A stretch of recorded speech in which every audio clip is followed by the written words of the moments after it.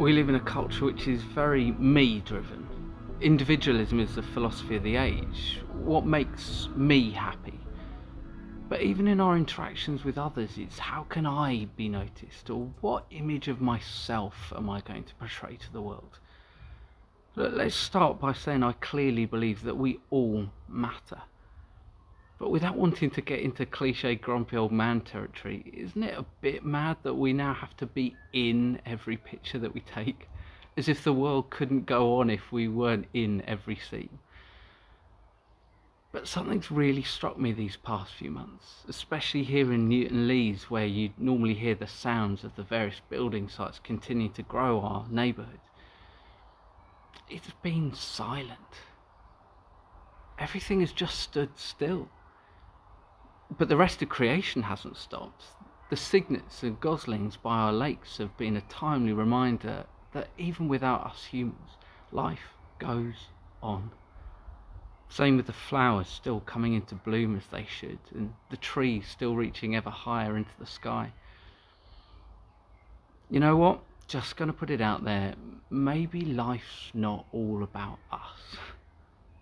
Clearly, in many ways, the world's actually doing better without our continual interference. I mean, it reminded me of the book of Job, not one I normally run to for its feel-good factor, but the premise of the story is that there's a guy whose life just falls apart around him. I mean, everything goes wrong. And he begins to question God. Why have you turned your back on me? Why don't you care?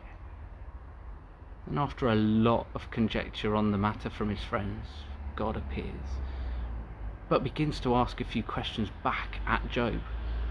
Where were you when I laid the earth's foundations? Have you comprehended the vast expanses of the earth? Do you know the laws of the heavens? And a ton of other questions. But my favourite is this.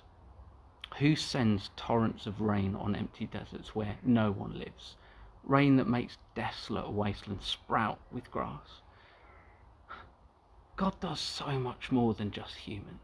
When He made the vastness of the universe, for goodness sake, and we dare to make it all about us.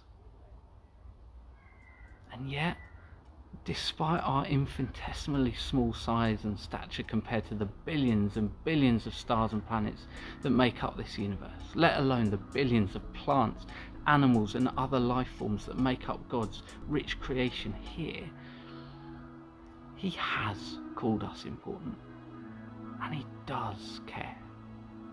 Lots. But maybe let's take the reminder that we've just been having over the past few months to rein in that self-importance just a tad, to remember the rest of creation, to remember the others in our own society, to remember that it's not just all about me.